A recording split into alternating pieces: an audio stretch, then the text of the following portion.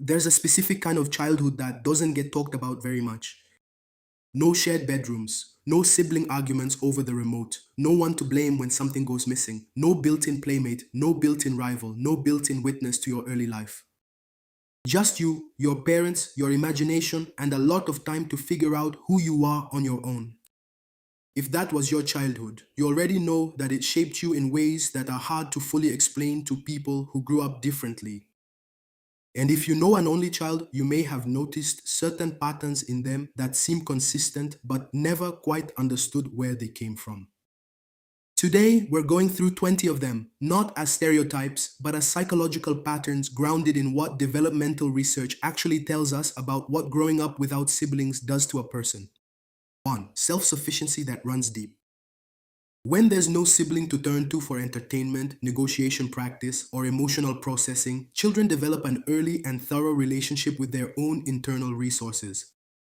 They learn to solve problems before asking for help, not because they're taught to, but because that was simply the available option. In adulthood, this becomes a genuine strength in contexts that reward independent decision making. It can also create friction in collaborative environments, where the default to self-reliance reads as reluctance to engage rather than capability. 2. An unusually close relationship with parents. With no siblings dividing the available parental attention, only children develop a particular depth of connection with their caregivers. More one-on-one time means more exposure to adult communication styles, adult concerns, and adult emotional dynamics from an earlier age than most.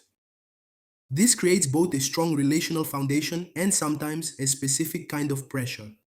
The weight of being the only one, the only recipient of every hope, every expectation, every anxiety a parent carries, is real, even when it's entirely well-intentioned. 3. A maturity that arrived early. Spending more time in adult company than peer company produces a recognizable cognitive profile. Only children often develop verbal fluency and contextual awareness earlier than their multi-sibling counterparts, not because they're inherently more intelligent, but because their primary conversational partners were adults. The trade-off is sometimes a slight awkwardness with peer-age social dynamics, particularly in early childhood, because those dynamics operate by different, less explicit rules than adult conversation. 4. Perfectionism with a specific origin. When all parental investment is concentrated on one child, the implicit stakes of performance, academic, social, athletic, can feel elevated. Not because parents intend to create pressure, but because the child has no siblings' performance to dilute or contextualize their own. The result is often a strong internal drive for excellence that functions well until it doesn't. The difference between healthy ambition and maladaptive perfectionism in only children often comes down to whether achievement became intertwined with fundamental worth. 5. Emotional sensitivity as a developed skill. Without siblings to calibrate against, siblings who push back, tease, argue, and compete, only children often develop a more refined sensitivity to emotional nuance. They're attuned to shifts in atmosphere, careful with other people's feelings, and often more hesitant to engage in the kind of blunt interpersonal friction that sibling relationships normalize. This produces genuinely high empathic capacity. It also sometimes produces a lower tolerance for conflict because conflict in their formative experience didn't have the constant low-stakes practice ground that sibling relationships provide. 6. Solitude as comfort rather than punishment. For only children, being alone was the baseline, not a consequence of exclusion, but simply the default state of an ordinary afternoon. This means many of them carry into adulthood a genuine ease with their own company that people from larger families sometimes don't develop. They know how to be with themselves, they've built a rich interior life. And they often find that the discomfort others associate with solitude is something they don't experience the same way. 7. The negotiation skill nobody expects. Without siblings to mediate conflict with, only children learn to navigate disputes directly with adults. This is a fundamentally different skill than sibling negotiation. It requires understanding the other person's perspective, constructing a coherent argument, and finding solutions that both parties can accept. Practiced from childhood, this becomes one of the more underrated professional skills, the ability to engage with someone who has more institutional authority and still make a compelling case. 8. A particular relationship with resources. Growing up as the undivided recipient of family resources, material, emotional, educational, creates a different relationship with scarcity and abundance than shared resource childhoods produce. Only children rarely had to compete for attention, space, or opportunity within the home. This shapes both genuine advantages and blind spots. Generosity in some contexts requires learning that came less automatically, because sharing was never a survival skill the way it is in households with multiple children. 9. Higher self-esteem with a necessary caveat. Consistent positive attention from parents, without the comparison and competition that sibling dynamics introduce, tends to produce a relatively stable sense of self-worth. Only children often grow up with fewer of the identity wounds that come from chronic comparison. The caveat is that self-esteem built primarily on external validation rather than on an internal sense of competence and value is more fragile than it appears. The shift toward intrinsic confidence is work that many only children find themselves doing consciously in adulthood. 10. A well-defined identity. With space to explore interests without sibling influence or comparison, only children often develop a clearer early picture of who they are and what they care about.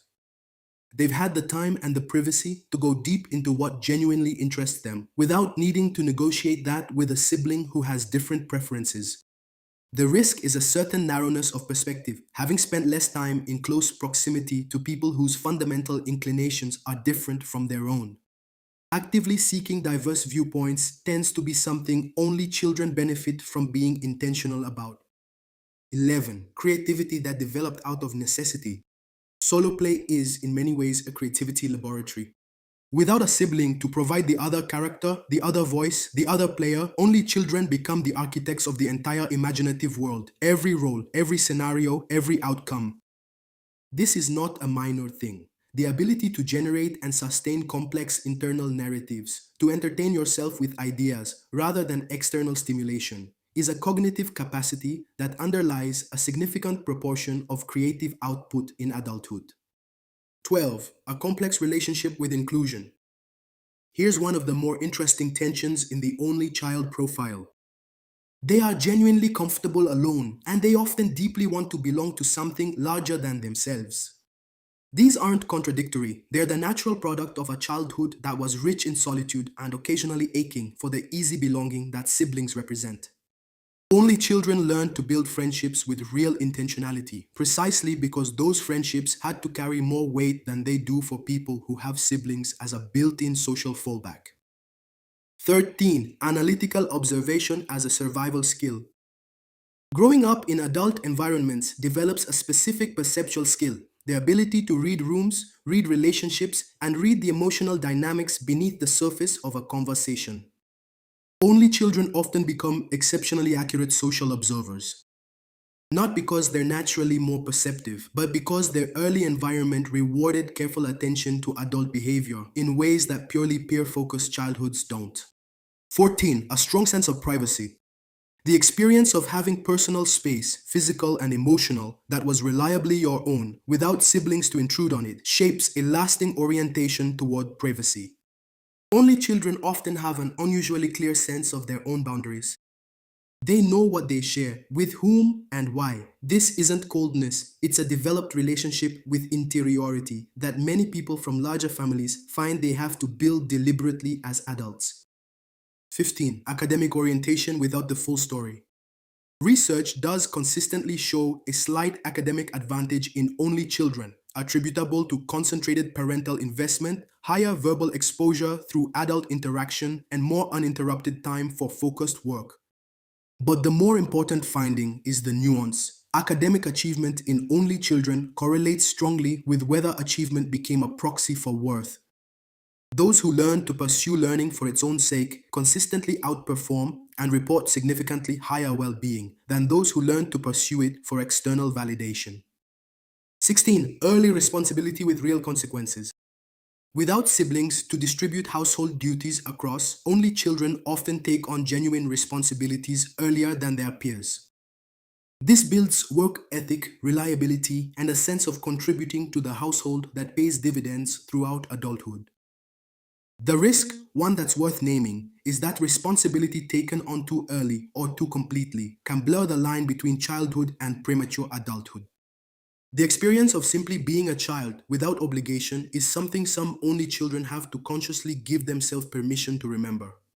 17. Fluid comfort with adult communication. The ability to move between peer age and adult communication styles, to code switch between those two registers, is something only children develop almost automatically through sheer exposure.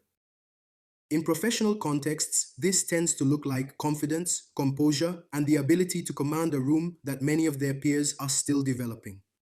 In personal contexts, it occasionally creates a slight distance, a tendency to communicate in more formal or measured registers than the moment requires. 18. A different relationship with conflict.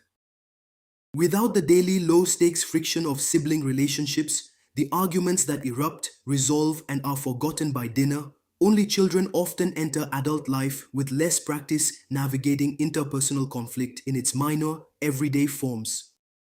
This doesn't mean they avoid conflict. It means they sometimes approach it with a seriousness that makes small disagreements feel larger than they are, because small disagreements were, in their formative experience, not quite as routine as they are for people who grew up with siblings.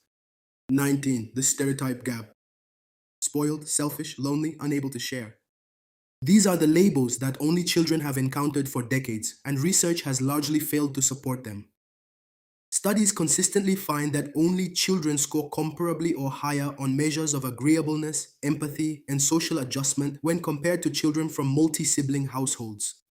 The stereotypes persist not because they're accurate, but because they're culturally convenient.